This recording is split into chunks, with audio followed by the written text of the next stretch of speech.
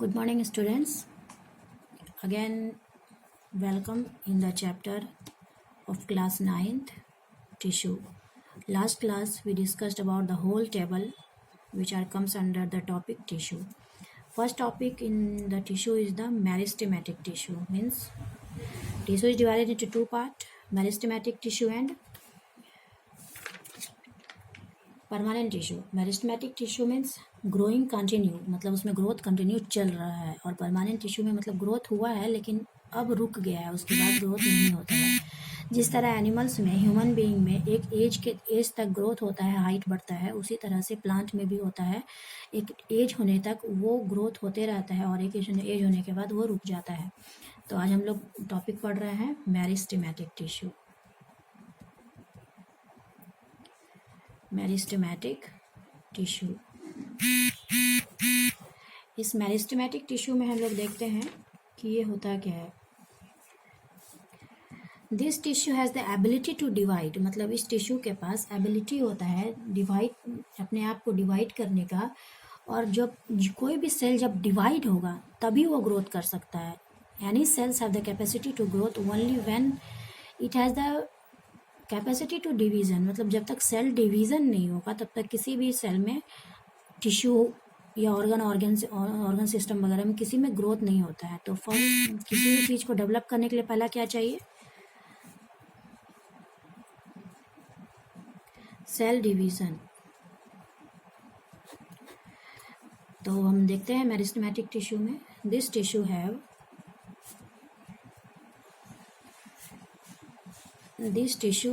ability to divide themselves,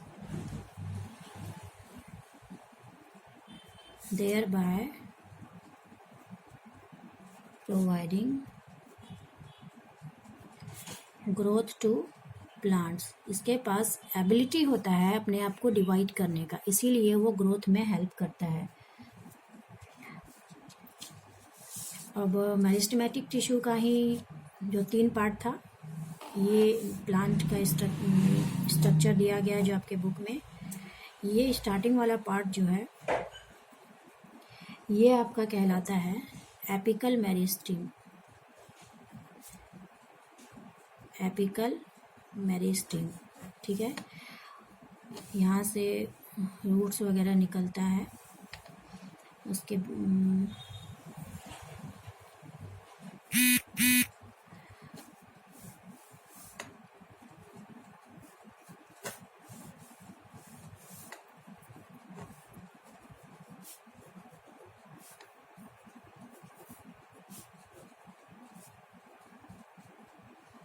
ये जो node है इसको कहते हैं इंटरकैलरी. लास्ट क्लास में मैंने बताया था नोड और इंटरनोड क्या होता है. और यहाँ पर जो पाया जाता है उसको कहते हैं लैटरल मेरिस्टीम. इंटरकैलरी मेरिस्टीम, ठीक है. तो पहला क्या है? Apical मेरिस्टीम.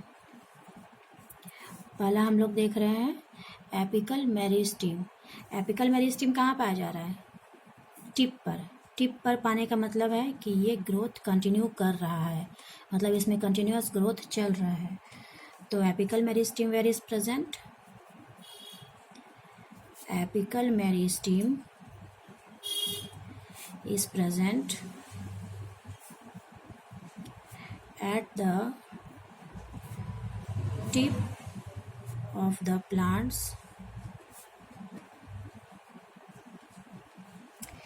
stems and root. Plants में कहाँ पाया जाता है? स्टीम और रूट्स में, ठीक है. ये हो गया फर्स्ट पॉइंट इसका. सेकंड पॉइंट क्या है इसका? सेकंड पॉइंट क्या हो सकता है कि किस में हेल्प करता है? ग्रोथ में. It helps in the plant to grow in length. It helps in the plant to grow in length, मतलब ये जो है ये लंबाई बढ़ाने का काम करता है. कहाँ तक ये लंबाई जा सकता है वो उसमें एपिकल मेरिस्टीम हेल्प करता है. Third point is the it it has a large number of cell division. It carry large amount of cell division. So it has more ability to growth. इसमें सबसे ज़्यादा सेल डिवीज़न पाया जाता है, सबसे जल्द फास्ट होता है, इस वजह से ये फास्टली ग्रोथ होता है एपिकल मेरिस्टेम। ठीक है, इतना समझ में आ गया। सेकंड क्या है आपका? Inter calorie meristem. Second topic में आते हैं, इंटर कैलरी मेरिस्टेम। तो इंटर कैलरी मेरिस्टेम में क्या क्या हो सकता है? ये कहाँ पे पाया जा रहा है? नोड में, मतलब present at the base of the leaves on inter node on twigs. present at the base of the leaves or internodes on twigs। ये कहाँ पाया जाता है? इंटरनोड में पाया जाता है और लीफ के बेस पे पाया जाता है। ठीक है, तो अब देखिए इंटरनोड, ये आपका बैम्बो का ही एग्जांपल ले लेते हैं। ये आपका नोड दे रहा है, ये भी नोड। ये जो एरिया है वो इलोंगेशन का एरिया, मतलब ये इस डायरेक्शन में मूव कर रहा है, move in the sense growth कर रहा है। ठीक है, तो इसी को जो जहाँ पे ग्रोथ का फेज होता है उसी को कहते हैं जोन ऑफ इलोंगेशन, मतलब वहाँ पे डिवीज़न होकर के उसके लंबाई बढ़ाने में हेल्प कर रहा है। और ये वाला पार्ट जो है इसी को कहते हैं नोड। ये जो पार्ट है इसको कहते हैं इंटरनोड। ठीक है, यही जो नोड है और ये जो नोड है, यहाँ भी सेम स्ट्रक्चर होगा इसके जैसा, मतलब ये भी मूव कर रहा है लंबाई बढ़ाने में। तो जो टिश्यू इसमें प्रेजेंट होता है उसी को कहते हैं इंटर कैलरी। ये जो टिश्यू प्रेजेंट होता है इसमें उसको क्या कहते हैं? Inter calorie.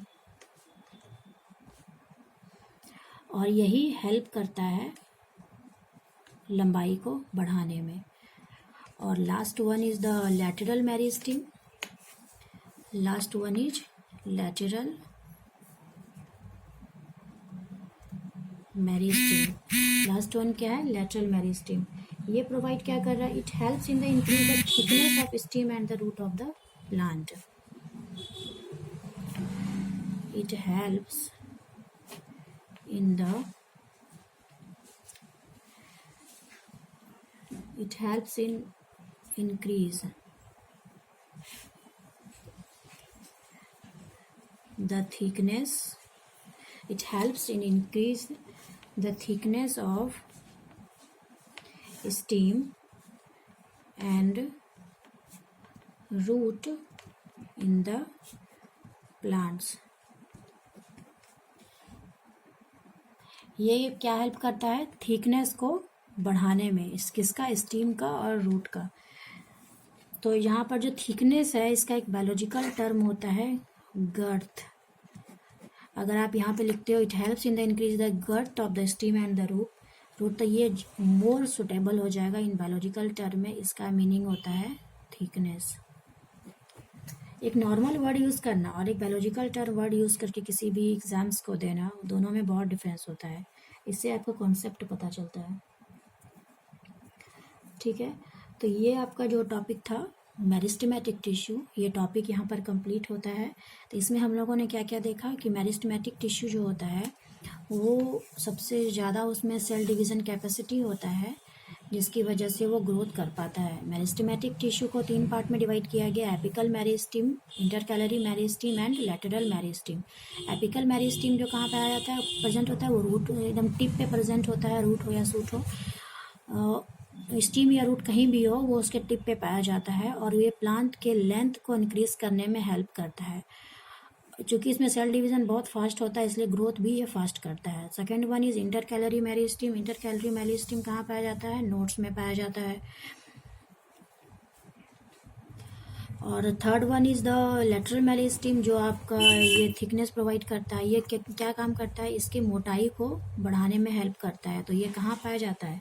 ये किसी भी ट्री के बार्क में पाया जाता है। बार्क मतलब जो छाल होता है, जो स्टीम का जो मोटाई होता है उसमें ये पाया जाता है। और ये जो होता है इसका यहाँ ग्रोथ तो चलते रहता है, लेकिन यहाँ पर आने के बाद इसका ग्रोथ स्लो हो जाता है, क्योंकि थिकनेस, ये आउटर लेयर ग्रोथ स्लो हो जाता है, इनर लेयर इसका ग्रोथ करते रह जाता है, क्योंकि ये थिकनेस प्रोवाइड करता है।